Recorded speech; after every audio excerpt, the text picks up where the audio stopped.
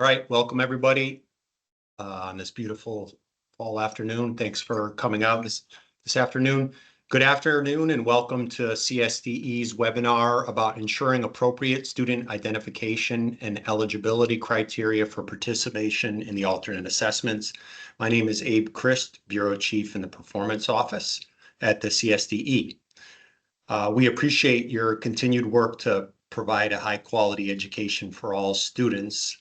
And the purpose of these efforts include regularly examining the expectations for children with disabilities, including EL/MLs with disabilities and children with the most significant cognitive disabilities. Holding these high expectations for all students is key to providing them with the best learning outcomes throughout their lives and after high school. In support of CSDE's commitment to comply with the cap at the state level of assessing no more than 1% of all students with an alternate in reading, language arts, math, and science, this training addresses the purpose of alternate assessments, the eligibility criteria to determine student identification and participation on the alternate assessments. We hope that this information will be beneficial to central office administrators and educator teams, including those that work most closely on behalf of students with significant cognitive disabilities. We encourage you to use this slide deck as a resource for educator training in your district. Following the presentation, please contact our office if you have any questions. We have limited the chat this afternoon just to keep the focus on the webinar. You can always email us. We will have our contact information for you at the end of the webinar, although we know many of you know how to get a hold of us anyways. And we are here to support you and your students. Presenters today, for my colleagues from the Performance Office, Deirdre Ducharme and Katie Seifer. I know they're on camera there, so hi Dee, hi Katie. And then also Bridget Adams from the BSC, the Bureau of Special Education. Hey, Bridget. So before we start rolling, we'll take a moment to review the federal legislation that guides this work. Part B of IDEA requires states to make available an alternate assessment aligned with alternate academic achievement standards for eligible students with the most significant cognitive disabilities. IDEA requires that if a planning and placement team determines that a student must take an alternate assessment, the team must include a statement in the student's IEP of why the student cannot participate in that assessment or in the regular assessment and why the alternate assessment selected is appropriate for that student. Furthermore, ESSA requires that vital information is provided to educators, families, students, and communities through annual statewide assessments that measure students' progress towards those high standards. One of the requirements in ESSA is the state level cap of 1% on the percentage of tested students in a subject area who participate in an alternate assessment. This is calculated by dividing the number of students participating in the Connecticut alternate assessments in a subject area, so math, ELA, and science, by the number of all students tested in that subject area. While it's important for Connecticut to monitor and adhere to guidance from the U.S. Department of Ed, the CSDE is committed to serving as a key resource to Connecticut districts to provide guidance on essential areas, including making appropriate eligibility determinations on alternate assessments. Therefore, we welcome you to this presentation, which is an opportunity for the CSDE to offer clarifications and guidance to support your work. I'm going to turn it over to Katie now, who's going to run with the next portion of the presentation. Katie? Thanks, Abe. So as we begin this presentation, we want to share this quote about the value in ensuring that each and every student be provided the opportunity and resources to reach their greatest potential. To orient you with the alternate assessment system, we will take a quick look at prevalence data from the 23-24 school year. This graph shows the national prevalence data for students taking alternate assessments. States color-coded in orange, including Connecticut, assessed more than 1% of the total number of students in the state on alternate assessments. Those indicated in green are under the 1% thresholds. Although the Connecticut State Department of Education did not apply for a waiver to the U.S. Department of Education for exceeding the 1%, those states that do have a waiver are indicated by an asterisk. In lieu of a waiver, our department has been committed over the last several years to providing ongoing training and monitoring to ensure that our school districts are aware of their participation counts on alternate assessments and provide appropriate training to the teachers administering alternate assessments and to provide additional eligibility guidance on these assessments. These tables highlight the increase of prevalence in special education identification between the 2007-2008 school year through 2023-24. They also show the decrease of overall student enrollment in Connecticut public schools during this time frame, while the rate of change in identification for special education services has increased. This table provides the trends for statewide participation on alternate assessments by primary disability category. While students with an intellectual disability, multiple disability, or autism are most prevalent, some students, you'll see, are included with specific learning disabilities, speech or language impairments, other health impairments, ADD, ADHD, and emotional disabilities. So are these assessments most appropriate for some of these students based on disability category? As you will hear throughout this presentation, most students with SLD, OHI, ADD, ADHD, and emotional disabilities do not have the extenuating need or evidence to qualify for alternate assessments. What might this data look like at the local level? And are you regularly evaluating screening practices and processes in your district?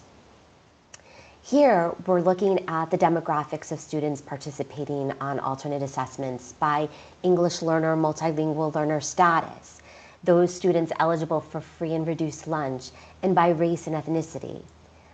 What do you notice? What do these data tell you about the differences in participation by subgroup? And what do these breakouts look like in your district? We are now going to briefly discuss the purposes of alternate assessment. The Connecticut Alternate Assessment System is designed to measure the knowledge and skills of students with the most significant cognitive disabilities as required by IDEA and ESSA. They support student independence to the greatest extent possible by making academic and language content accessible and expected achievement levels appropriate. These assessments adjust for the depth or cognitive complexity of skills and abilities within the grade level standards. The assessments measure fewer standards, and the content adjusts for difficulty and is scaffolded to support the diverse range of accessibility needs within the student population. The combination of accessibility features, optimal testing conditions, and accommodations are incorporated within the alternate assessment design and are intended to maximize students' test access and performance. Nearly all students with disabilities should be expected to make academic progress measured against grade level achievement standards. All Connecticut public school students are expected to be provided instruction aligned to the Connecticut core standards and the next generation science standards. The subtests within the Connecticut Alternate Assessment System are derived from the CCS, NGSS, or CALP standards. As educators with the commitment that each and every student be provided with a safe, nurturing, and challenging learning environment that allows them to reach their greatest potential, we must start with the end in mind. But what does this look like? When planning for any programming for a student, we should always keep the end goal in mind for that unique individual along the short-term, one-year goals that we plan within the IEP. Yet we also want to look ahead at the needs of the student during critical transition years, such as preschool to elementary, elementary to middle school to secondary education.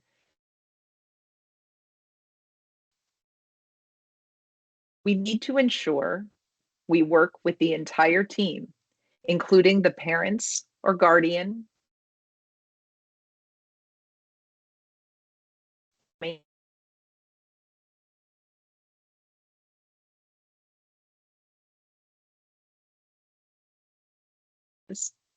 along the educational continuum to prepare for high school graduation, job planning or placement, or further education and training.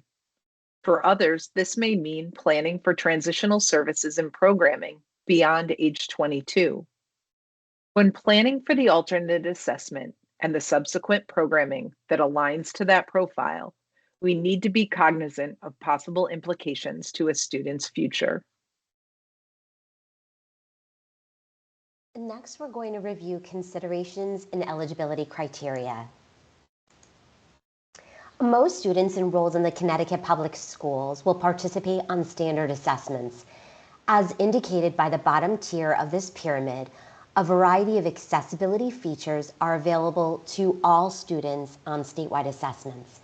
For those students with an individualized education program or Section 504 plan, a variety of embedded and non-embedded accommodations are available on statewide assessments as indicated by the middle tier. At the top tier, however, we're focusing on the smallest percent of students, 1% or less, that will participate on alternate assessments.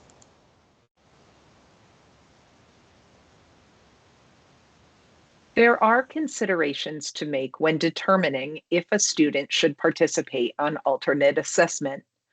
First, we need to consider the student's disability and documented need. Only children with the most significant cognitive disabilities can take an alternate assessment. Second, the planning and placement team must determine yearly at the annual which assessment is most appropriate for that student, standard or alternate, based on the student's learning profile, as evidenced throughout the IEP. Third, if the PPT is considering an alternate assessment, they must complete the Connecticut Alternate Assessment Eligibility Form, which is embedded within the IEP, to determine if there are current cognitive and functional adaptive assessment scores and other evidence to support participation. Fourth, each member of the PPT, including the parent and guardian, must agree that the student meets eligibility criteria for taking the alternate assessment and understand the short and long-term implications. Fifth, all educators and support specialists should collaborate to ensure that all students are taught academic content aligned to their grade, being mindful that students with the most significant cognitive disabilities may need content presented in reduced depth, breadth, and/or complexity. These students may need access to assistive materials, software, technology, and communication, or language plans to ensure that access. Again, we need to think and plan with the end in mind. So to determine eligibility, PPTs will complete the Connecticut Alternate Assessment System eligibility form located within CT SEDS. Teams will select the district and state testing tile to locate this form. Once on this tile, in the state testing portion, they will see this question: is the student being considered for participation in the Connecticut Alternate Assessment System? If the student is being considered for participation in the Connecticut Alternate Assessment System, the team will select yes and then save the record. Then the Connecticut Alternate Assessment System eligibility form will populate on the page as shown here on the slide. The PPT must review and complete the eligibility form as part of the annual PPT process. If based on substantiated evidence, the student qualifies for the assessment, the team will select the verification box and then click Save to save the record. When the IEP is finalized and implemented, the alternate assessment data will sync to TIDE by populating the alternate assessment indicator on the student's TIDE dashboard. We will now take a deeper look at the characteristics of a significant cognitive disability and the types of corresponding evidence within the IEP to support eligibility. As stated by federal law and regulations, only those students who have the most significant cognitive disability should participate in the Connecticut Alternate Assessment System. But what does the most significant cognitive disability really mean? We need to explore this in more depth because there is no special education category of the most significant cognitive disability. Teams need to ensure that eligibility is not based on a student's IDEA disability category, an English learner, multilingual learner status, previous low achievement, or the need for accessibility features to access general summative assessments. Because not all students who have an intellectual disability meet the criteria for significant cognitive disability. Teams need to be aware of accessibility features that may provide students with optimal access to access general summative assessments. If you have questions about accessibility features and accommodations, that will serve you and your students. Another thing that we know about many of these students who are appropriately placed on alternate assessments is that they come to kindergarten already having been identified for special education services to support their intellectual and functional adaptive behavior dynamic needs. Of course, not all of these students should take the Connecticut Alternate Assessment. Once again, we need to consider the continuum of services and the student's unique learning profile. Students may also often use augmentative devices or assistive technology for access to their environment, daily living, and instruction. Communication and assistive technology should be considered from pre-K and beyond, even if communication is at the cause and effect or low-tech levels. Additionally, the following characteristics of a student with the most significant cognitive disabilities will need to be reviewed and documented as part of the Connecticut Alternate Assessment Eligibility Form. These include that the students are identified with one or more of the existing categories of disability under IDEA, that the student has a significant intellectual impairment, the student has functional adaptive skills that are well below age level expectations, and the student requires intensive instruction and significant supports. As you can tell from what we know, the decision about which students should participate in the Connecticut Alternate Assessment System is often a very difficult decision. We are now going to take a look at the criteria required when considering the alternate assessment eligibility. Please refer to the annotated Connecticut Alternate Assessment System eligibility form as a resource for completing each of the eligibility criteria. Although there is no federal restriction on the primary disability category for participation in an alternate assessment, students with certain disability categories, for example, intellectual disability, multiple disabilities, autism, or traumatic brain injury, are more likely to meet eligibility criteria. IDEA requires that intellectual factors or impairments be ruled out to qualify for special education services under the categories of a specific learning disability dyslexia, or emotional disability. Therefore, students with these disability criteria types typically would not participate in the Connecticut Alternate Assessment System unless there is evidence to substantiate the presence of a significant cognitive disability. Students with SLD dyslexia, and emotional disabilities typically participate on standard statewide assessments with designated supports, accommodations, and assistive technology, if applicable. The CSDE monitors disability categories along with all criteria requested for eligibility determination for the Connecticut Alternate Assessment System. So it's important that PPTs carefully review participation criteria and evidence throughout the plan before making a determination for testing. Again, teams need to plan with the end in mind.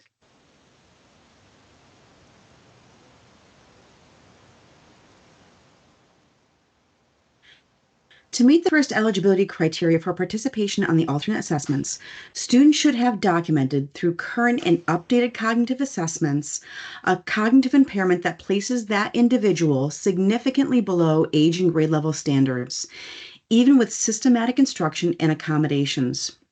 The PPT should not use assessments or associated composite scores that do not measure broad cognitive functioning for the purpose of this alternate assessment eligibility criteria.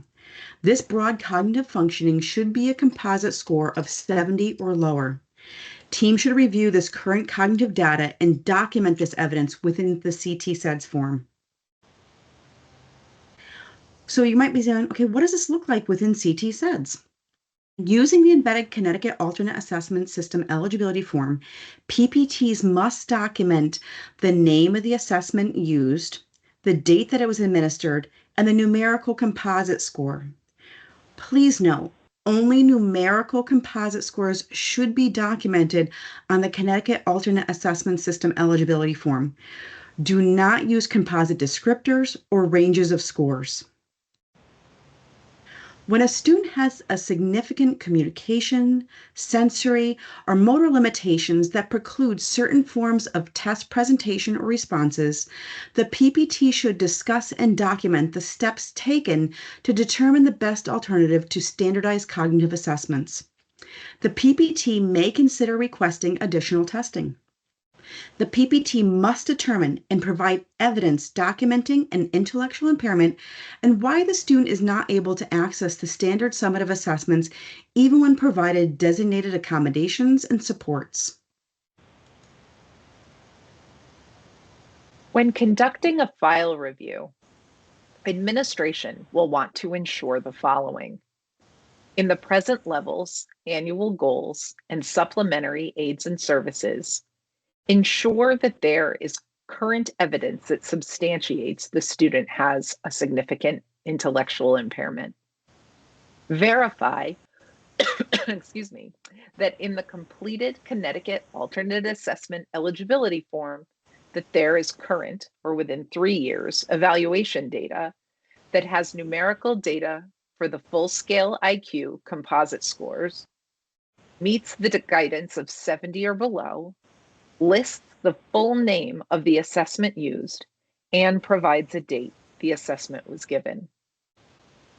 If a cognitive assessment was not able to be administered given the severity of the disability, there should be evidence of another assessment tool completed within the last 3 years that substantiates the claim of intellectual impairment, as well as a review of all current evaluations. The second indicator on the Connecticut Alternate Assessment Eligibility Form requires the team to determine that the student with a significant cognitive disability demonstrates functional adaptive behavior skills that are well below age level expectations as evidenced per functional adaptive behavior skills assessments. Functional adaptive behavior includes those conceptual, social, and practical skills necessary to meet the common demands of everyday life. The disabilities that these students have are not expected to resolve at some point, but will most likely require extensive supports well into adulthood. To determine eligibility, the PPT should administer a common functional adaptive assessment. Results should yield a score of more than 1.5 standard deviations below the mean score.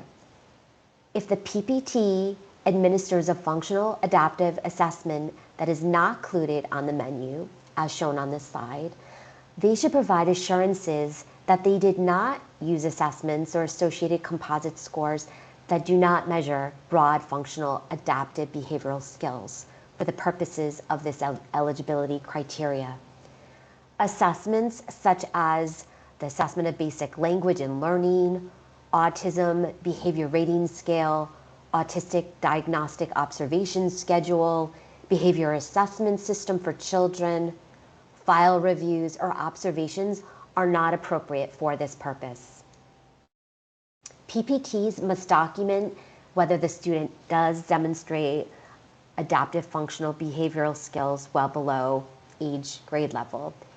They should indicate the student's adaptive functional assessment that was administered, the date that it was administered, and again, the numerical scores for demonstrating the composite range. Do not use composite descriptors or score ranges.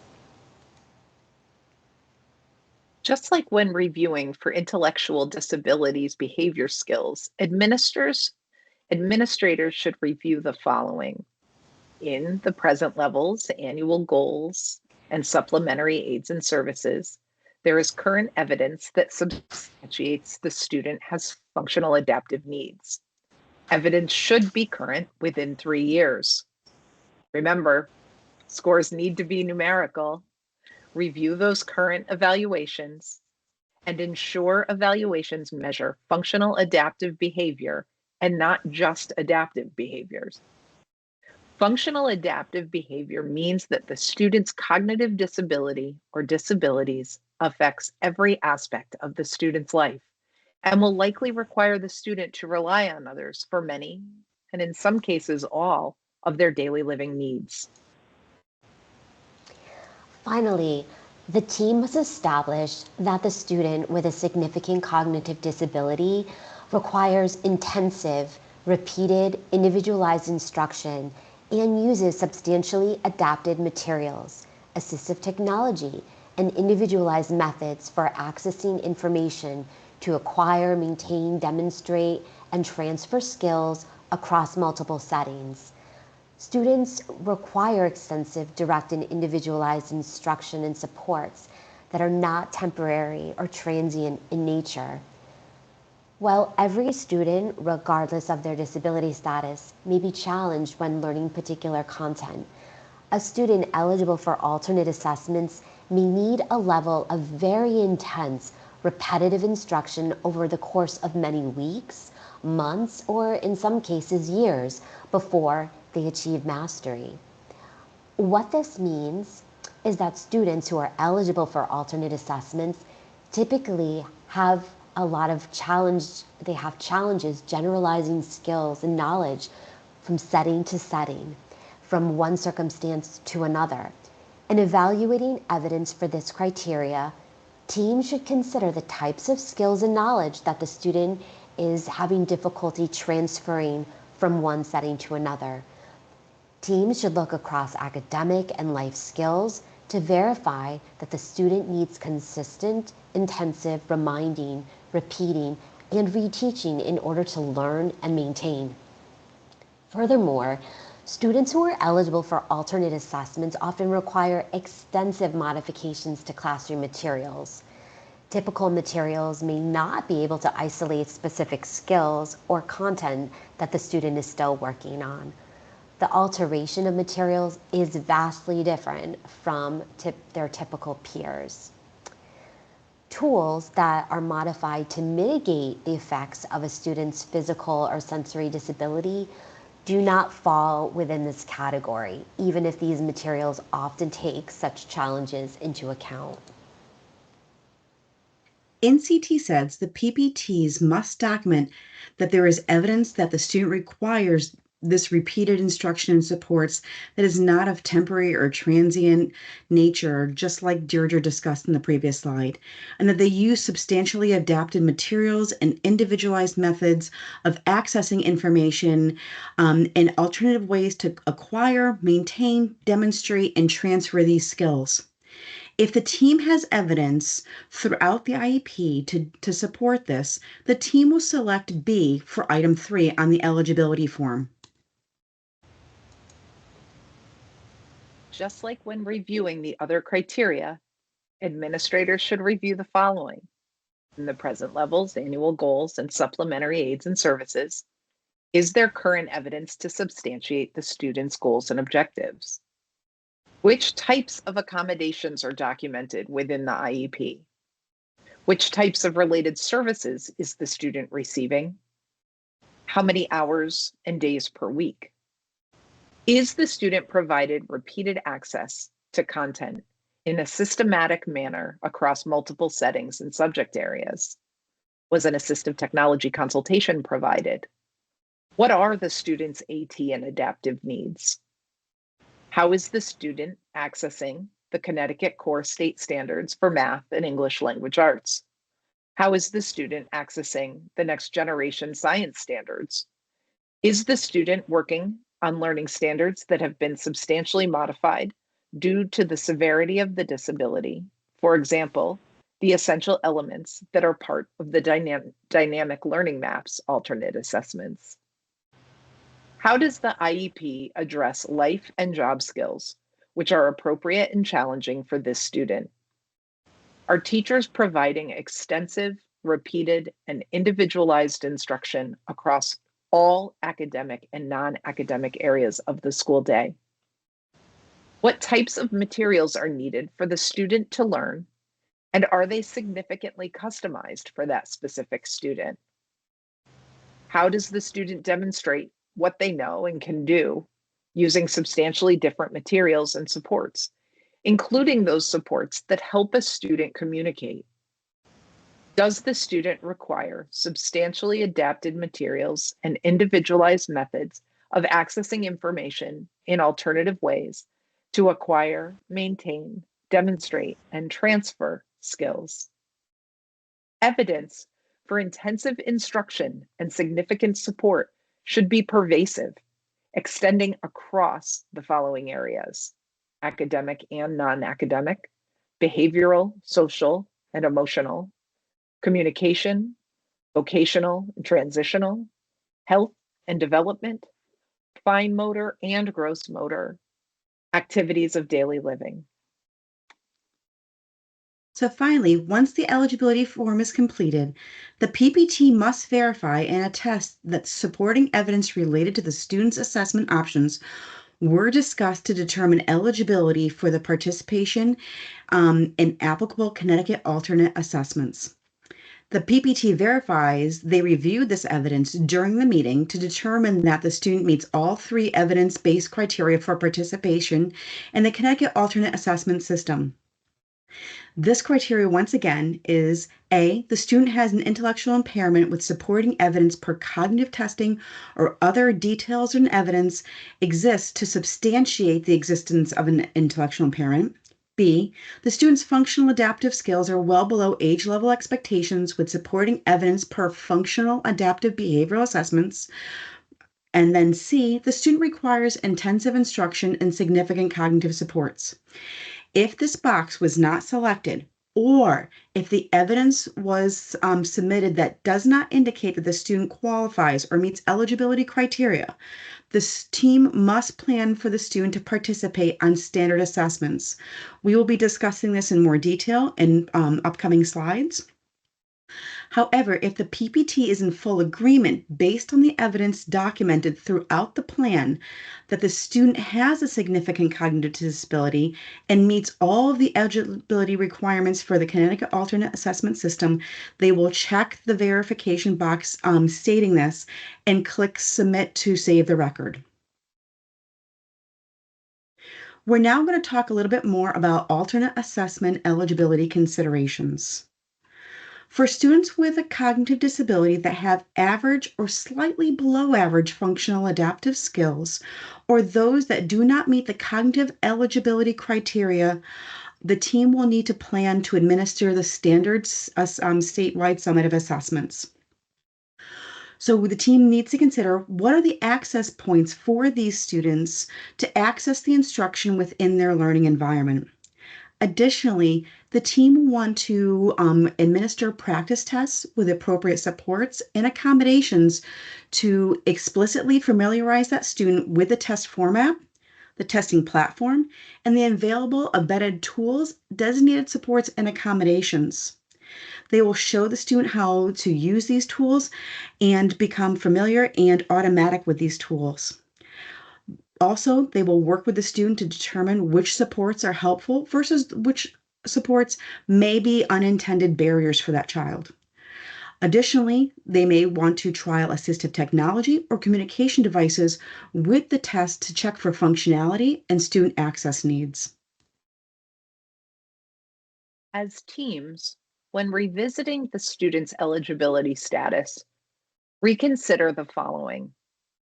Has the student participated in standard assessments in the past? Is the disability category SLD, SLD dyslexia, or ED?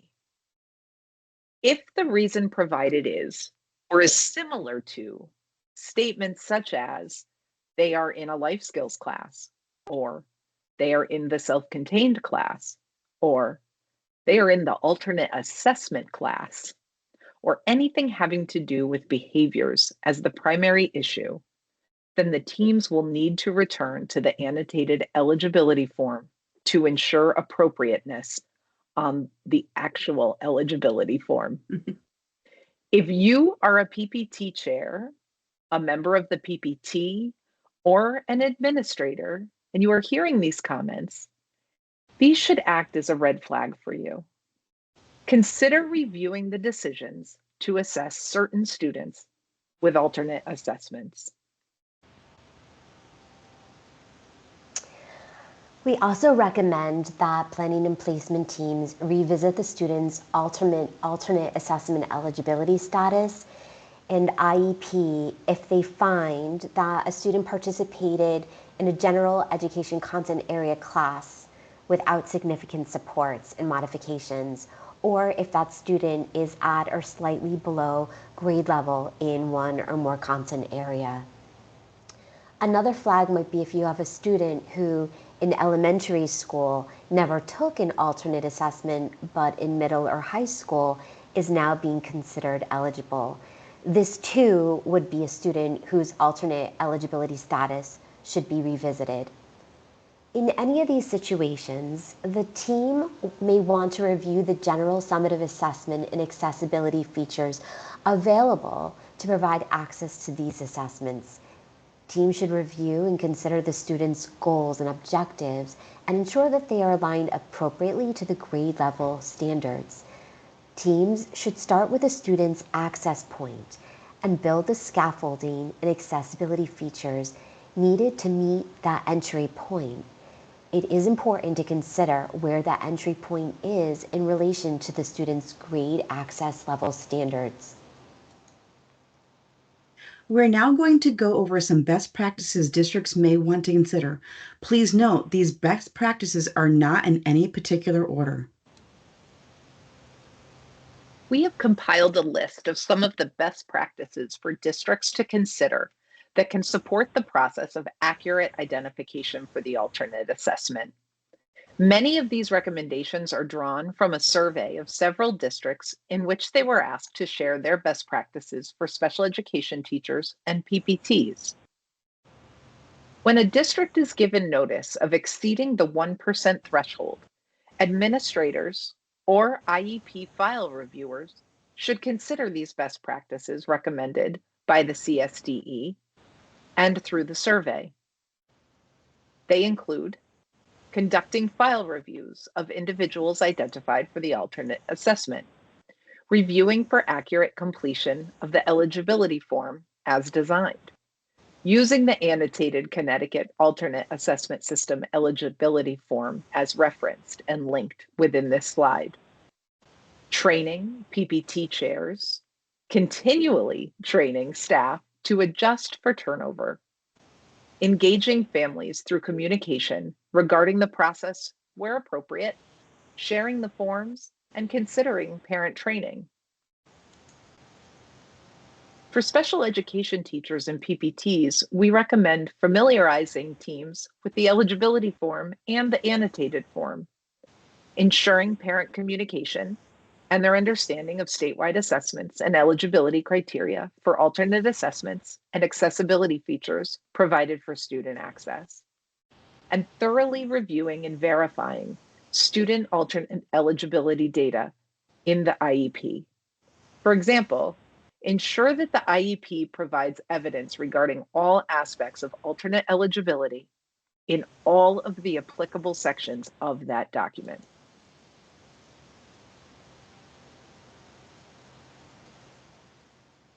Thanks, Bridget, Deirdre, Katie, for all the great information.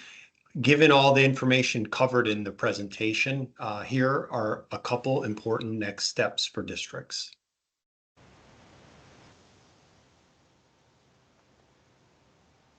First off, well, there are several next steps here. We will highlight a few. Upon completion of this training, the CSDE is requesting that each district review and complete a follow-up survey. This should be emailed to district representatives shortly. Please note that only one submission per district is necessary. We strongly recommend that districts review their local alternate assessment participation data for the 24-25 school year and ensure that PPTs are adhering to the guidance specified in the alternate assessment eligibility form. Following this presentation, we also hope that districts will take time to review local practices and identify actionable items, do now, do tomorrow, and set goals to accurately identify students for the most appropriate assessments based on current assessment data and evidence throughout the IEP, starting with the end in mind for all students. Thanks, Dave. And in closing, I'd like to outline some helpful resources that we've made available to you in this presentation. Some of the resources included were developed at the national level to help support PPT determination on alternate assessments. And then, of course, we've included a handful of links for related supports on accommodations, designated supports, and resources related to the alternate assessments that are included both on the Connecticut State Department of Education webpage and the Connecticut Comprehensive Assessment Program portal. I'd also like to point out that one of these resources does include a link for a parent overview on the alternate assessment systems. So we're not going to spend a lot of time going through each and every resource, but just know that when in the presentation that was presented to you, these are some of the resources, like Deirdre said, that are available to you. So now we're just going to take a few seconds, and if you have your presentation, you can either click on the link in the presentation or you can scan the QR code, and we're asking that you share one either takeaway or new learning from this training.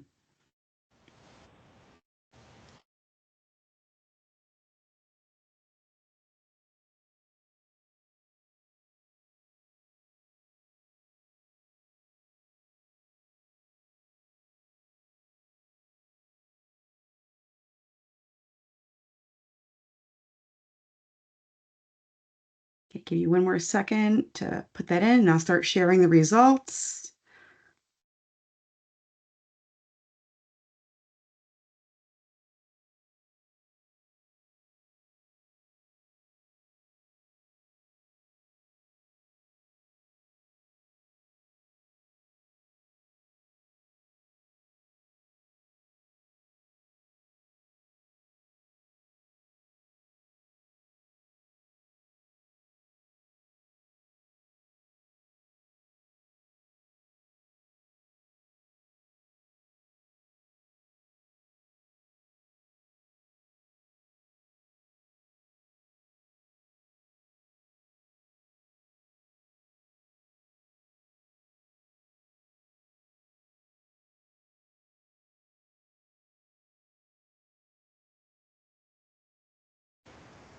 Thank you, Katie, and thank you to all our participants for sharing some feedback. And we're glad that you found this information to be informative. And yes, we do have high expectations for all of our students, and we really do truly care and support about our students with most significant needs. And likewise, we support and appreciate all of the hard work that you and your staff provide to all students each and every day. Thanks, Deirdre. I'm going to pass it back over to Abe. Thanks, Katie. Yeah, so as a reminder, as this slide indicates, after this training, we will be sending a survey to superintendents, directors of special education, and district administrators, so DAs and TIDE. Please complete one survey per district by November 25th of this year.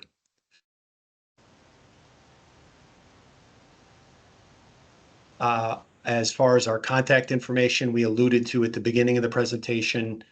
Here is all our contact information. My colleagues Deirdre and Katie in the performance office, as well as our partners in the Bureau of Special Education, Brian, Dory, and Bridget. We are grateful for their efforts to support us in this presentation, so thanks to them. And so if you need to get in contact with any of us, please, you can email us or call us here. I'm going to turn the ball back over to my colleagues, to Katie. I do want to thank everybody again for taking the time to attend today on this beautiful fall afternoon. Thanks, everyone. All right, so before we wrap things up, keep in mind this quote: no one rises to low expectations. We want to thank you for coming, and we want to thank you for your continued work in advocating and doing the hard work that you do on a daily basis to support our students.